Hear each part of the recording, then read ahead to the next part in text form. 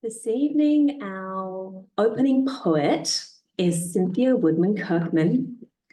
An award-winning poet, Cynthia's work has appeared widely in literary journals, in several anthologies. She's won the Malahat Review's Open Season Awards. Actually, I shortlisted that poem.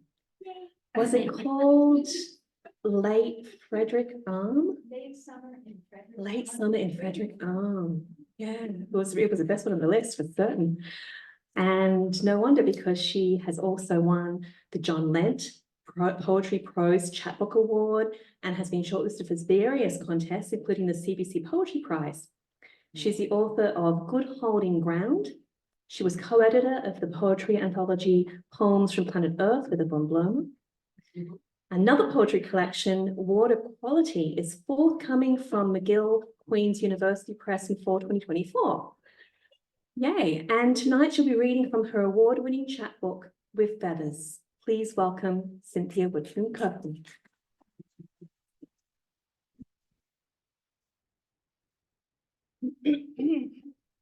Thank you so much. Actually, I'm going to start with a poem that isn't in the chapbook and then not read one that is, just as a little treat for those of you who buy it. A surprise. And the reason I thought about this one because on Friday nights I teach in Beijing. So 5 o'clock our time is 8 o'clock Saturday morning their time, that kind of thing. And then it always makes me think of Star Trek. Enterprise. I watch Netflix while nursing a sore throat and infected ear. All life outside my bedroom door, cotton wool. Star Trek, The Next Generation, the episode called When the Bow Breaks. Aldeans can no longer reproduce, so they steal children from the Enterprise. Something about their technology causing a hole in the ozone, radiation poisoning, and a stumble to an inadequate solution where only others lose. Sound familiar? I settle into Captain Picard's rescue plan to retrieve the children, a plan involving much poking through force fields, musical fizzing of bodies. Who doesn't want to say to transport? I relish his moral code, delivered in lunar crisp lines, all the while thinking about ChatGPT, how it can do all the thinking for me. Like the Aldeans, who only do art now, and who in a life given over to technology, have forgotten how to fix. I doze in front of a screen, sleepy from medication. My ear's going to be okay, because children once died from cuts on their noses, because Alexander Fleming and his crew at St. Mary's Hospital in London on stardate 1928 worked hard to fix. Little left to the imagination in this film form of art I'm watching, yet how my brain links life to it, the Aldeans becoming us, and the crew of the Enterprise, our saviors. Google doing my research on penicillin, and ChatGPT maybe even writing this poem. So I'm here mostly to introduce With Feathers.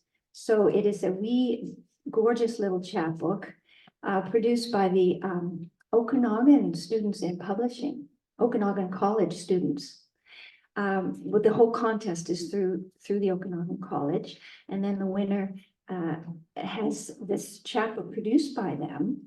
And I took down notes because I found out what the process was. It's hand-set metal type, printed by hand on a 100-year-old printing presses. Wow. Each sheet is fed through a hand-inked press, one sheet at a time. And it's printed on very special paper, including being wrapped in Fabriano Tiziano. I mean, really, who would want to be wrapped in Fabriano Tiziano? So It's kind of amazing. It's such a little artifact, the chapbook. I really like them. The contest demands that the entry only be 40,000 characters. So you sit there and you go, and you count and you count. And so what I was doing was, during COVID, I'd walk down to the ocean every day and I'd find an object and I'd write a prose poem about it. Not for 2 years, but for a period. And what I decided to do for this collection was pull all of the bird poems out. So it's got a head note from Emily Dickinson. Hope is the thing with feathers that perches in the soul. That one that we know. I won't read the first poem because that's the surprise. This first one that I'm going to read was actually an object in the house, not on the walk. But origami crane. Pointed head smaller than the tail, pizzazz of red and yellow stripes, scentless, shape of feather, the shaft, the barbules, the vein, simplified into bold lines. Fingers snap angles into wing linings, scapulars, coverts, imagined. Sharp creases fold into soft wishes. Health for a friend who is ill. Hope, a sheet of paper, flat and shapeless, until a pattern of care turns stasis into flight. Junco. Fuck off, says the junco. At least you think that's what you hear from the cherry tree. Or maybe it was hello. Just a sudden movement. You stop and look up through National Geographic blossoms, pink and fluffy against a glossy blue, and search for a nest. Black and tan, fat as a Dickensian publican, the bird leaps closer, raises dark tail feathers, and leans down, nailing you with its glittery stare. You listen. No musical trill, no sound at all.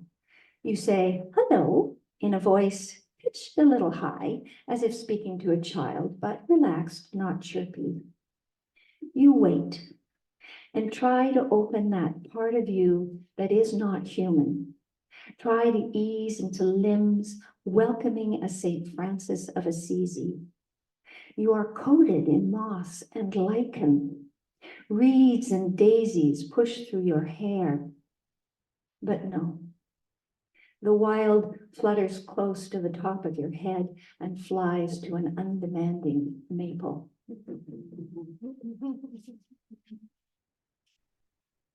Seagull. Seagulls know how to wait. They loiter like gawkers at the scene of an accident, cloaked in the colors of rain. Dawdlers in the shallows, they expect tidbits, while the heron spears flashes of silver, does all the heavy lifting. In storms, seagulls hover on slopes of wind, begging the waves to deliver. When a land scrap comes, they smother in a frenzy of sharp kisses. Hungry as abandoned children, they screech into emptiness or kill time on docks like kids plunked before Saturday morning cartoons. Sometimes they're just seagulls. We name them. Glaucus, Bonaparte, Ivory. They stump along the tops of seawalls, sentinels with laser eyes on guard against eagles, yellow beak, knobbly knees, and wrinkled pink feet. They fly across oceans, sipping salt water. Once, I watched a seagull off the coast, slowly eating stars. and this last one. Mallard. A pair dabbling, upended bottoms, bobbing corks. The hen in ashy browns, her drake crowned in emeralds. Yellow bills clatter. They fish the shore in the shallows, paddle and float with the current. They scoop heavy water with orange webs, sieve disturbed sand for crabs, passing shrimp, shreds of seaweed. They have no net, no toothbrush, no mortgage or Ming vase. Viktor Frankl left only his eyeglasses, a book, and a prayer shawl, which Ellie, his second wife, his first murdered in the Holocaust, kept in a small cupboard in their apartment of dated wallpaper, old furniture. Those who have a why to live can bear almost anyhow. In the sky above the ducks, an eagle, hoping to fall like fate and kill before the mallards notice. The pair stays close and nibbles together, with only the sun, the water lapping. Life that simple, that perilous. Thank you very much.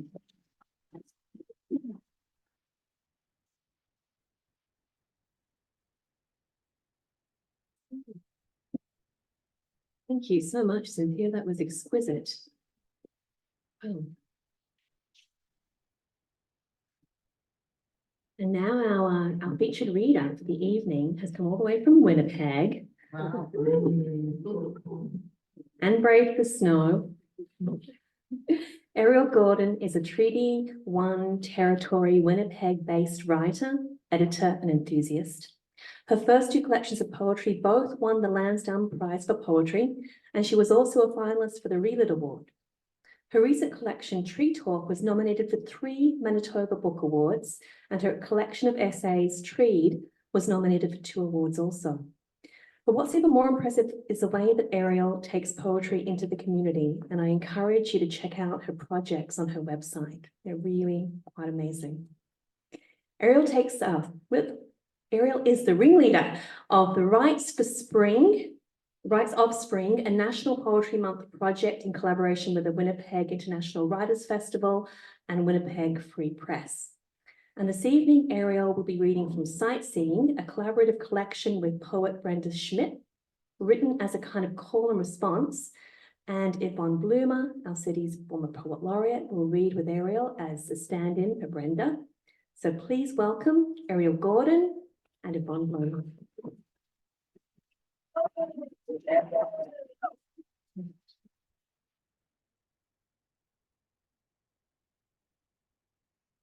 You are very tall. I can stand on my toes. No, we'll have it in between. Okay. Yeah, so I'm so happy to be here. And I should explain, Brenda Schmidt is a birder par excellence and a wonderful poet, and she's in Saskatchewan and she can't make it to these events with me.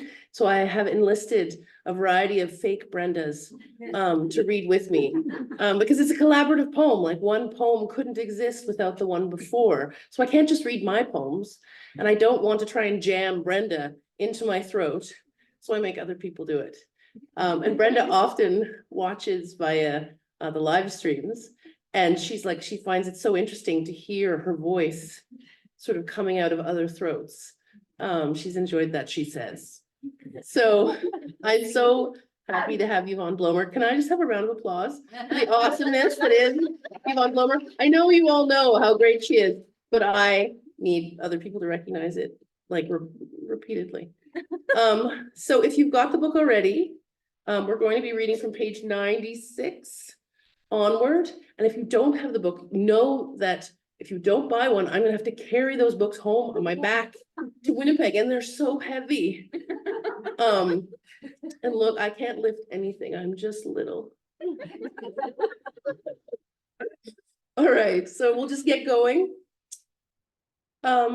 the other thing I guess you need to know is that this is a sort of, I'm obsessed by trees and the urban forest and urban nature in general.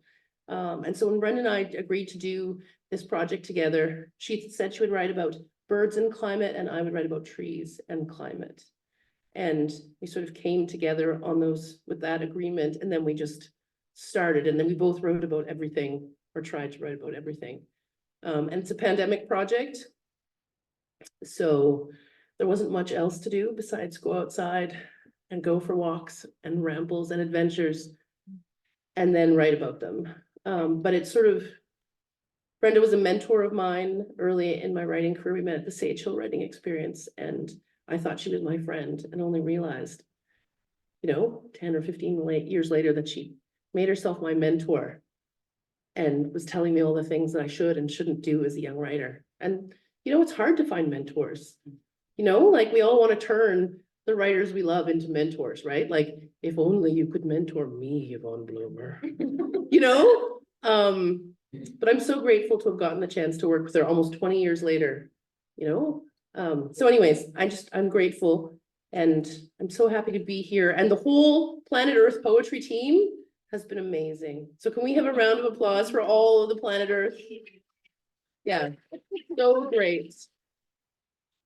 And I'm also great, so I'm gonna start reading poetry. Okay.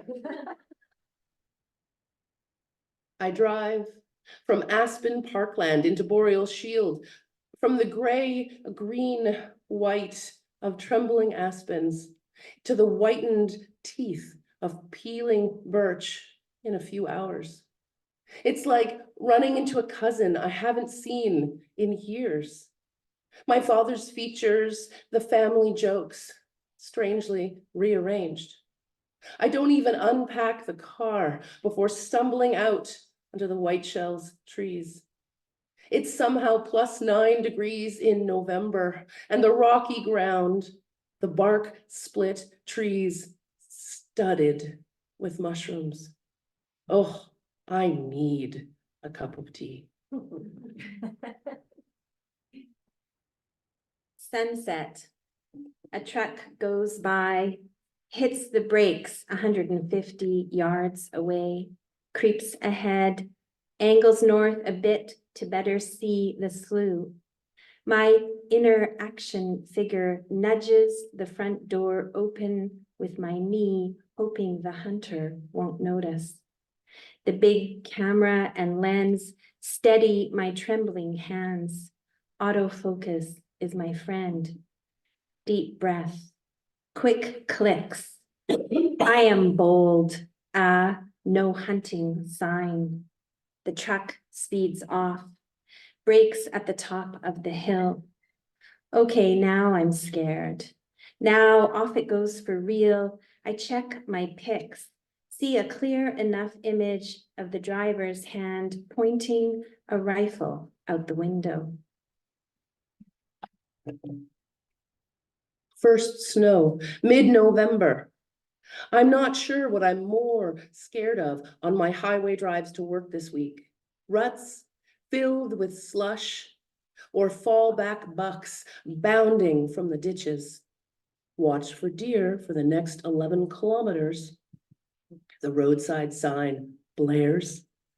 Funny, the internet swears my friend's husband is out hunting somewhere in Saskatchewan, but he gets the A-OK from farmers first.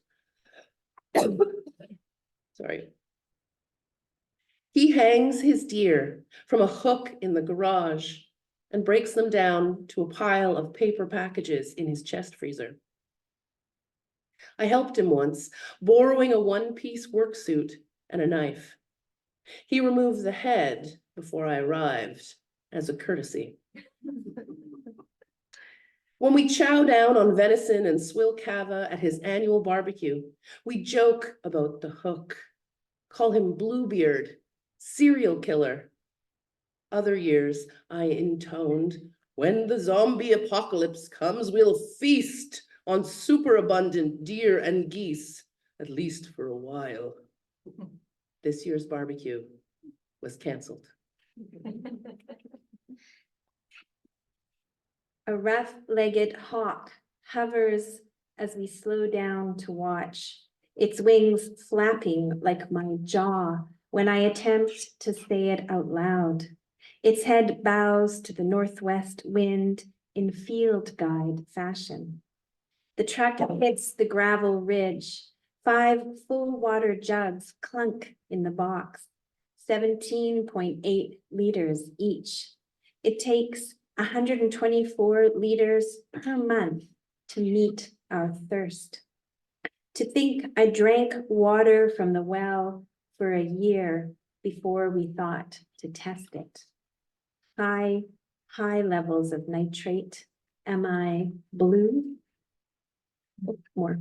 Up ahead, another rough sits atop a quintessential shut up curve sign, which reminds me, I text my hunter brother about the buck we saw standing by the road at the top of Bone Coulee on the way to town.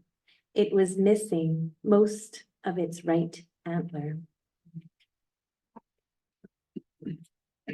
6 a.m. I see the silhouette from a distance and slow down to see a buck cross the road from farmer's field to malt factory, conjured by dawn, by hunting season and rut. My friend's husband swears deer can sense city limits in the fall. I swear there was frost on his antlers, but maybe I'm projecting. I scan the roadside for more deer, but that's a doe tactic. Post buck, 2 trucks with snowplows bolted to the front and 200 meters of the road, then nothing but glittering ice fog. The world contracts. Irish Siri narrates 3.2 kilometers to your destination. I creep along. I love Irish theory. That's not part of the poem. Half a maple down, sorry. No, that's right. Half a maple down, half a blizzard to go. Snow rear ends the house at 92 kilometers per hour. More than one neighbor bets we'll lose power. One posts a pic of a roadside billboard in the middle of a nearby nowhere. 272 million in upgrades, it says. Record-breaking investment in rural infrastructure. Sask power getting old. Afraid of freezing, our record-breaking investment sits under the deck, ready to go. Beside the generator, a trap is set for those who like wires. Rodents can't always help themselves. Someone posts a picture of 800 tightly packed pronghorns on the highway near Maple Creek, Saskatchewan, to Facebook. Someone else notes the pic is a year old, dutiful fact checker. I peer at all the beige pronghorn butts, the bluster of the whitewashed horizon, and feel glad I avoided outside entirely today. Wind shuffling around the house, freezing rain falling throughout the day. Everyone else fell on the ice, so I didn't have to. I might have high beam nightmares about those pronghorns tomorrow's 6 a.m. drive in. On my way upstairs with another cup of milky tea, I tell M I love him. From my pocket, Irish Siri chimes in, "You are the wind beneath my wings." Oh, I lost the Irish accent.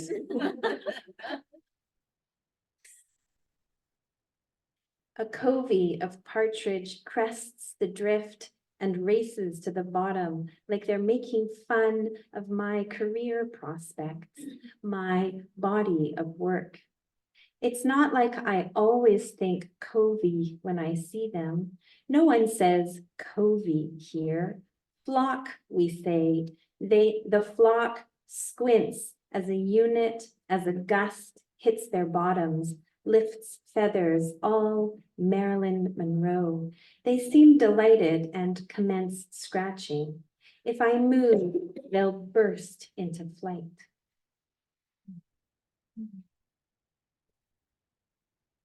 I come out of a long tunnel of work, of overcast days, to sun. It spreads over my face, filling its cracked drywall. I feel like a handyman special, all string and duct tape, leftover knob and tube. But the roads are bare and dry, and I don't have to think about driving. I don't have to think about black ice or visibility, the deep ruts in the road. Beyond the perimeter, the malt factory belching beery exhaust. There's a flicker of movement, corvids pecking at what looks like a welcome mat in the ditch, something brown and ragged, lying unevenly on the ground. It occurs to me that it could be the buck I passed, and maybe someone else picked it up like a spare in a bowling alley, pins knocked down at a semi-industrial 70 kilometers per hour. I am still unseasonable.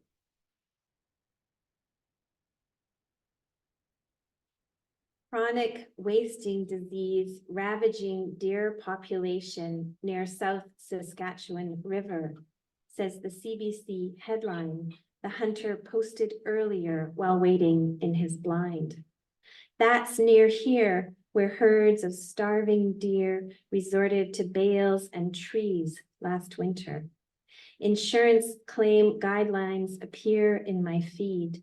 The news smells of a coming cull, some say. The hunt concludes. The bare right hand holds the base of the right antler, the broken brow tine hiding the thumb.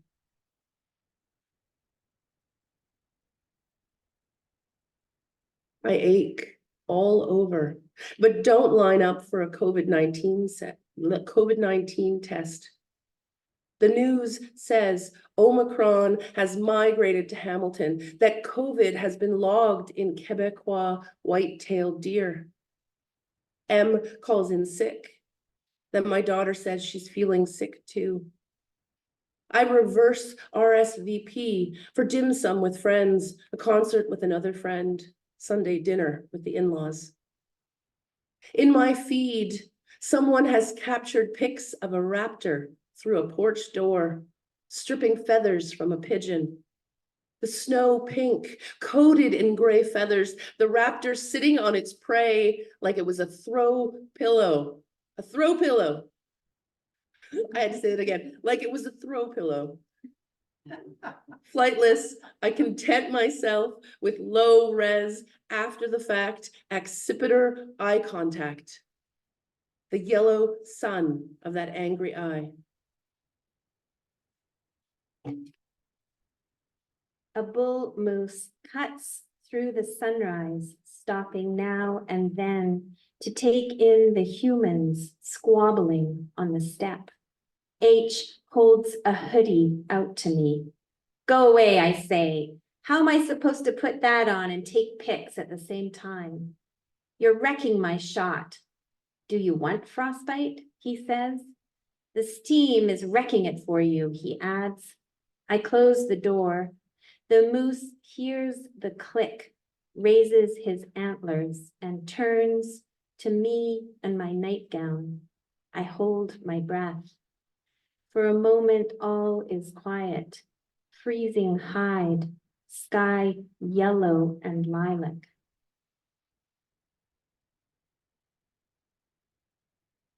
Our test results come through at 3:34 a.m. negative. M and I, snoring a duet deep in our duvet, missed it. Later, the lymph nodes under my chin swollen. He unearths nighttime cold medicine and brings it bedside. I protest, but he tells me to cut the bowl and take it anyways. And I dry up like a wrenched faucet. Our latest cat, a fluffy, formerly feral ginger that doesn't mind the cold, demands his 20 wintry minutes on the screened porch. The police helicopter rattles the picture frames while I flip laundry, scrub the blasted asterisks of Bissell threads from a chunk of Madelta crock, the spongeware rim of a chamber pot. By spring, I should be reconciled to the blue carpet of zebra mussels on my favorite curve of the Red River. I will have gumbo protocols, separate rubbers for each river, and a jug of bleach for washing up. Thank you. Thank you. Oh, no.